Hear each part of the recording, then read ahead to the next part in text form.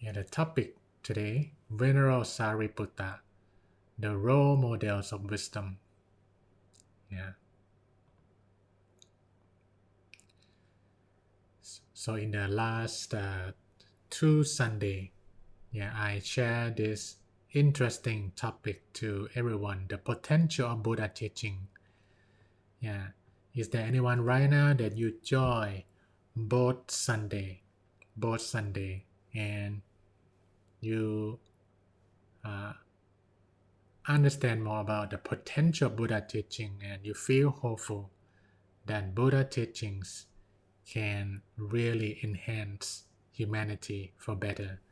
If you join the last two Sundays, please type number 2 to signify your participation. But if anyone miss it, don't worry. Yeah, we have it recorded every single day on our Facebook page. You can review. And also today we have some uh, flashback a little bit, so we can connect to the coming topic, which is something related from this potential Buddha teaching that I shared with you before. Okay, wow, different number 2 come up. Some number 1, yeah. So I share with you that Buddha teaching, that we have the original term we call Dhamma, is universal. Yeah, you don't need to be Buddhist to benefit from this. It's ahypasical, invited inspection. Yeah, no force, no like a doctrine that you must believe in this. No, experience by yourself and verified by yourself. It's self-evident. You can prove it by yourself, pachatang. And then it's timeless. 1,000 years ago, now, or into AI ages, is still practical, akaliko. And I share with you that from that universal self-evidence and timeless, Buddha gathered one of the most important gathering on the Makambusha day. And he shared the heart of Buddha teaching called Ovata Padimok. Yeah, the heart of Buddha teaching, the saying that will lead you to enlightenment. And Ovata Padimok is so systematic. There's an ideal, like a goal, there's a principle, and there's a method how to achieve enlightenment. But he put it simple and universal. You want a good life? Avoid bad, do good, and purify the mind. And that's how things flow. Avoid bad, do good, purify the mind. And I also share with you this important statement during the Buddha time. It's actually come to his final day, that Mara, or the evil one written in Pali Canon, come to see the Buddha and ask for him that it's time for you to go to have a final parinirvana, or the passing. And Buddha kind of debate with the evil one.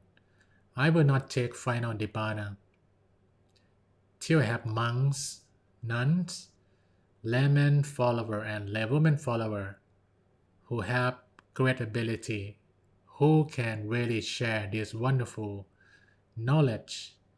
Yeah, there's a detail there that you can see, declare, establish, and with wondrous effect, that my teaching will help people with wondrous effect. And Buddha feel like, yeah, both bhikkhu, bhikkhuni, and layman and laywoman follower already established. Then he passed to Nibbana. So in this coming 4 Sunday, yeah, consecutively, we will learn from these 4 great examples, Sariputta, who represent the male monastic community, and Uparavanna, who represent female monastic community. Yeah, both monastic, males and female. And then Anatta, Bhinika, and Visakha, who represent the lay follower. Yeah, the great patron and patroness, Anatta Bhinika and Visakha. Because in this time, 2022, yeah, we need to reignite Buddha teaching, shines super bright. We have so many challenges ourselves with the pandemic, climate change, inequality. It seems like a lot of bad news out there, and we need more good news, starting from any one of us who will create more good news in the world. So today we will start with Venerable Sariputta, that how we can be inspired from Venerable Sariputta and then reignite the Dhamma to shine brightly and help more people around the world. Venerable Sariputta, he was called Dhamma Senabadi, or the Marcher of the Dhamma. And he's so great in his Dhamma practice and teaching. And Buddha said that if anywhere that there's an audience need to listen to the Dhamma for enlightenment, if I'm not there, Sariputta is the best person who will teach instead of me. Wow, what an honor, what an acceptance from the Buddha himself. You practice and you learn Buddha teaching for a while, you know that that two greatest disciple of the Buddha called Sariputta on the right hand side and then Moggallana on the left hand side. Yeah, that's the image that is drawn and show Sariputta on the right hand and then Moggallana on the left hand.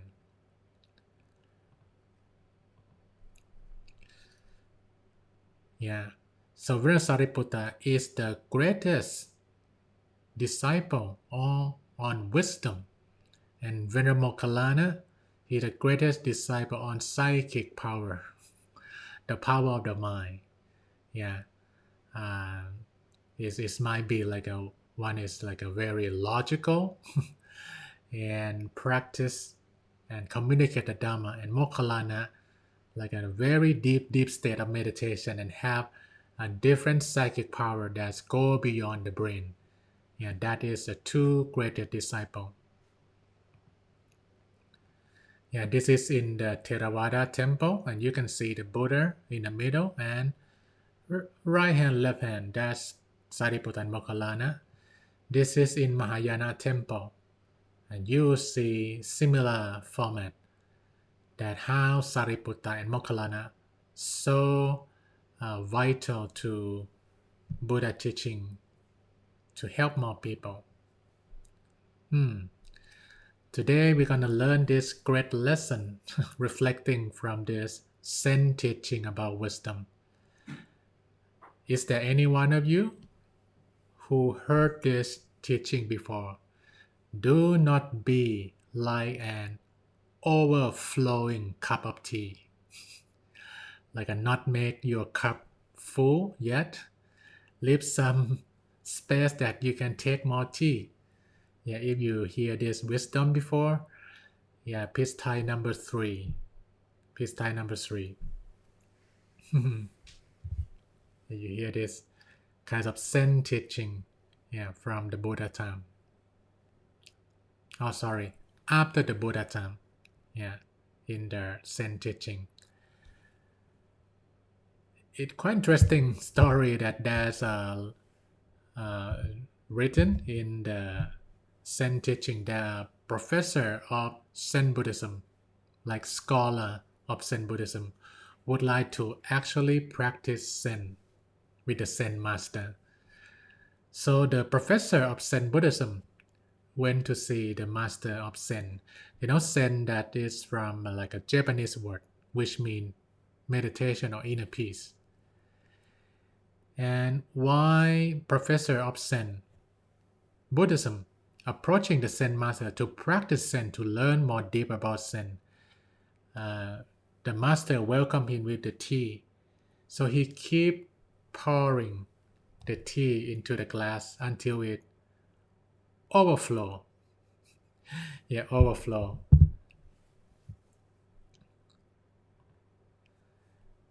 And then Professor cry out, "The cup is full. No more will go in." And the master replied to him, "Like this cup, you are full of your own opinion and speculation. How can I show you Zen if you don't first empty your cup?" Wow, it's kind of very strong teaching, right? But the master really want the professor to learn real Zen. Empty your cup, then you can take more in, right? I think that's what we look today, that Sariputta has a great wisdom.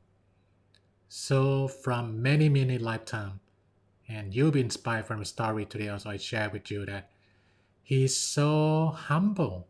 Even he's super wise and intelligent. So my big question today is, how can we stay humble when we study a lot and know a lot of things? That we always have opinion. We always said, "Oh, Buddha said it, Buddha said that." Yeah. But how we stay humble and then we can be more silent and we can take more in. I learned this from my master, direct master. Respect. Yeah, we can take more in if we have respect. We have ability to look into goodness in other. And today I would like to show you how my teacher teach about this. Very interesting. That respect is not just a manner, but it's a real ability that you see something good in someone else. Your senior, your parent, or your colleagues, and you appreciate those quality, those goodness, even those person might not be perfect. You know, we are all not perfect. We're not enlightened yet. Someday we do something not quite nice or wise. But respect is to look for something good and then benefit from that. And my teacher, he said, you can separate two parts. Respect. Spect is seeing. Re mean again. So if you look around and you don't see anything good, look again. And maybe when you meditate more, you will see something different.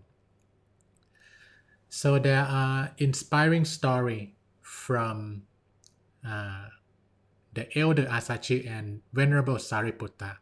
What is this? Venerable Asachi, we call the elder because he in the first 5 disciples. You remember when the Buddha taught the middle way the first time, 5 Brahmin. Yeah, the most senior is Gotanya, who become the first monk. But in that 5, there one Brahmin named Asachi. So he's a group of the first 5. And one day he walked past by and Sariputta himself, that time still a layman, Upatissa his name. He's so impressed by the radiance of Venerable Asachi, pay respect and listen, and just few words by Venerable Asachi, Sariputta attained we call stream entry level of enlightenment, and then come to see the Buddha. There are very inspiring story from Sariputta that he respect to a senior. It might sound simple. Yeah, Venerable Asachi taught Venerable Sariputta first and then come to the Buddha. But after Sariputta became enlightened, he was nominated kind of proposed that the Buddha to be the 2 great disciple. Can you imagine that? He come after Venerable Asachi but get more recognition by the Buddha. And the Buddha shares story also that it's not by his preference, but is different destination of each monk who have been practicing. Mokkallana, Sariputta, they have been doing like this, try to support me in many lifetimes and take more responsibility. So, Venerable Sariputta, more in the public, recognized by the Sangha, even more than Venerable Asachi himself, who is his first teacher. Can you imagine that? And this thing happen all the time in the company, in the school or anywhere. Sometimes the people who come after promoted higher. And this is something so wonderful that Sariputta never stopped being humble and become wise and wise more and more because his cup not full. This is how Sariputta did it. I really love it. When Sariputta in the same monastery with Venerable Asachi, he will pay respect to the Buddha first. And then he went to pay respect to Venerable Asachi in person every time, thinking to himself, oh, Venerable Asachi is my first teacher. Without him, I will never see Buddha. And he feel very appreciated by that. If Sariputta travel to another place in another monastery, he cannot see Venerable Asachi in person, he will sit down, face the direction where Venerable Asachi might be in that direction, and pay respect to the Buddha and pay respect to Venerable Asachi even he's not there. Amazing? Interesting, right? That he's so grateful to his teacher and he never like, oh, now I pass to be the great disciple. And then not influenced too much from Venerable Asachi, he always grateful to anyone who are kind to him and always pay respect. Yeah, we did that also as a Buddhist monk or some practitioner that before we sleep, right? We chant to the triple gem, Buddha, Dhamma, Sangha before we sleep. Similar, but this is like a direct teacher. And another story that very interesting, the story of Venerable Sariputta and a novice. Yeah, that one is respect to the senior, right? Sometimes not so easy in the real world that even we can become more recognized or pass by in acceptance in the society than our senior. But this one very interesting. The story of Venerable Sariputta and the novice is so beautiful that I would like to read from the actual book. It was told in the commentary in the Susima Sutta that one day through the momentary negligence, means Sariputta he already Arahant enlightened, but there's a moment that the corner of his underrobe was hanging down, like at some part of the robe, like a hanging down, not in the good position. Then a 7-year-old novice saw that. 7-year-old novice see and then point to Venerable Sariputta, oh Venerable, your underrobe is not in good position. Sariputta step aside, arrange the garment in a proper way, and do this. He received correction, not only with submission but with gratitude, and said to the novice, now it is correct, teacher. He called the novice, now it's proper, correct, teacher. Thank you so much. Wow. Respect to a junior that you see something good, even someone younger than you or lower in some level in the society structure, but your respect go beyond that. Interesting, right? You like this two story? If you like, you can type number 8. Respect to the senior and then respect to even the junior. Learn from them. How we can see that, see again respect better and better? Shower the body, shower the mind. You see yourself first. You check yourself first. What is something good, something bad happen? And appreciate good part. and learn from something that need to be fixed of yourself. And you can do that better with others. And with that, you can do this. Not be like an overflowing cup of tea. Empty our cup every day with daily mind shower, with daily moment of emptiness in your mind. And you will develop yourself more and more.